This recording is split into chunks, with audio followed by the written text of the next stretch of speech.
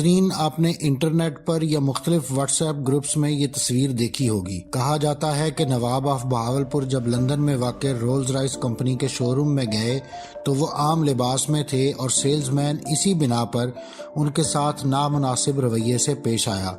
نواب صاحب نے وقتی طور پر کوئی رد عمل نہ دیا اور خاموشی سے واپس آ گئے، مگر کچھ دن بعد وہ دوبارہ اسی شو روم پر گئے اور اب کی بار انہوں نے مکمل شاہی لباس پہن رکھا تھا، جبکہ ان کا سٹاف بھی ان کے ہمراہ تھا۔ انہوں نے 6 رولز رائس گاڑیاں خریدیں اور کمپنی سے انہیں بہاولپور بھجوانے کے لیے کہا۔ کمپنی نے وعدہ کے مطابق کچھ عرصے بعد وہ گاڑیاں بہاولپور میں نواب صاحب کے محل میں پہنچا دیں، لیکن اصل کھیل اب شروع ہوا، کیونکہ نواب آف بہاولپور نے رولز رائس کمپنی سے اپنے ساتھ برتے گئے برے رویے کا بدلہ لینے کے لیے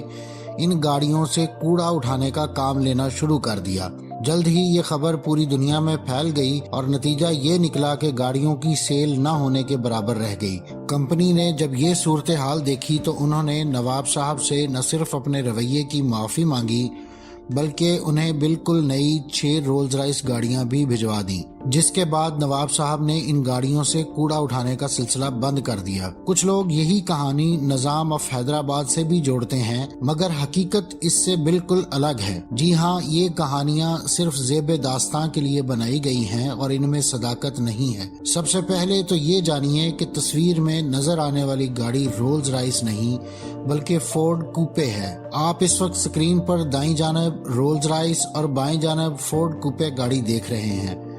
تصاویر سے بالکل واضح ہے کہ جھاڑو لگی گاڑی فورڈ کوپے ہے، نہ کہ رولز رائس، لہٰذا اس ساری کہانی کی بنیاد ہی غلط ثابت ہوتی ہے۔ دوسری بات یہ کہ تصویر کے بیک گراؤنڈ میں نظر آنے والے افراد کیا آپ کو ہندوستانی لگتے ہیں؟ بہاولپور یا حیدرآباد، جہاں سے بھی یہ کہانی جوڑی جائے،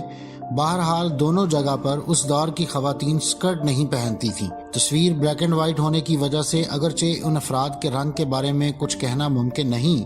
مگر ان کا لباس واضح کر رہا ہے کہ یہ تصویر کسی مغربی ملک کی ہے،